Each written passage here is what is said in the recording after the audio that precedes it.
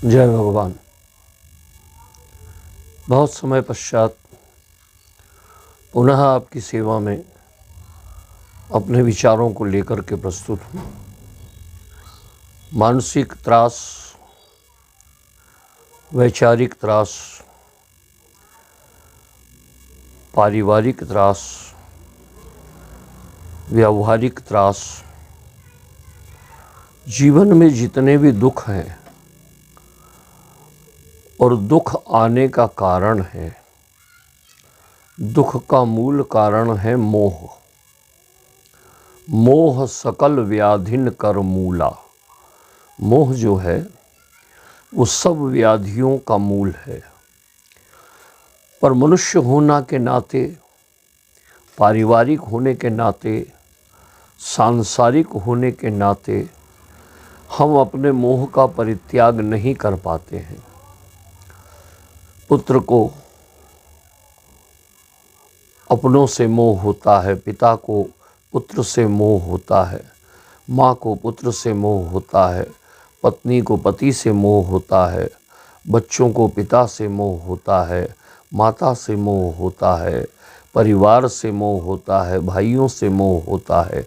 लेकिन इन सब मोहों के साथ में अगर थोड़ा बहुत ईश्वर से मोह हो जाए और ईश्वर से भी प्यार करने लगें, हम ईश्वर के बंधन में बंधने लगें, हमारा मन ईश्वर की सेवा में लगने लगे, ईश्वर का सिमरन करने में लगने लगे, तो विश्वास कीजिए कि मोह की पीड़ा बहुत कम होने लगती है।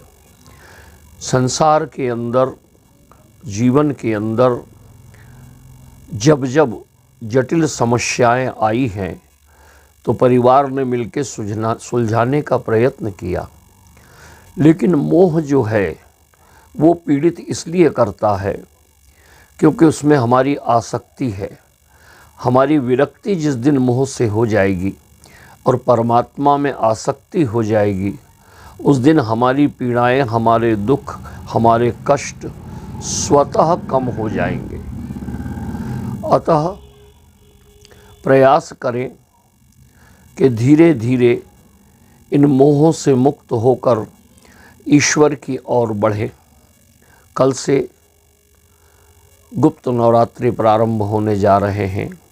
माँ भगवती भवानी, जगत जननी राज राजेश्वरी माँ भगवती भुवनेश्वरी, कौशिकी शताक्षी शाकांबरी, छिन्नमस्ता शैलपुत्री विंध्यवासिनी महाकाली कपालिनी माँ भगवती से, राज राजेश्वरी से प्रार्थना करें कि हे माँ, हमें व्यर्थ के मोह से निकालकर, व्यर्थ की आसक्तियों से निकालकर तेरे चरणों में आसक्ति हो, ऐसी हम पर कृपा कर।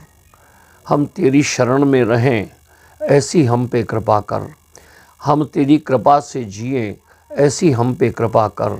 हम तेरे नाम का स्मरण करें, चिंतन करें, ध्यान करें, मनन करें, पूजन करें, वंदन करें और आपके लिए हम अपना सर्वस्व न्योछावर करने का प्रयत्न करें।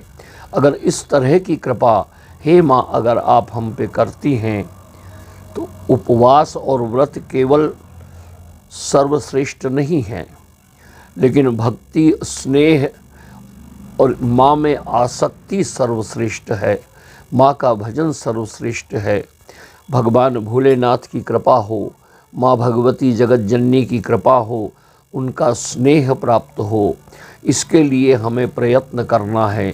क्योंकि हमारे मन में जो प्रकाश है वो तो स्वतः शाश्वत और सिद्ध है, किंतु जैसे हमारे रसोई में लगा हुआ बिजली का बल्ब,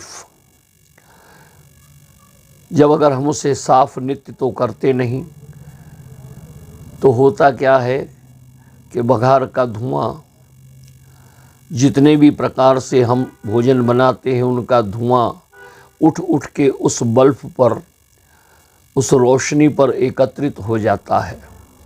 और जब रोशनी पर एकत्रित हो जाता है तो उसका प्रकाश, उस रोशनी का प्रकाश धुंधला हो जाता है।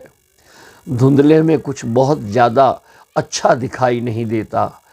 तो उसके लिए ये नहीं कहेंगे कि प्रकाश नहीं आ रहा है, हम ये कहेंगे कि प्रकाश धुंधला आ रहा है। तो प्रकाश को शुद्ध करने के लिए हमें क्या करना है?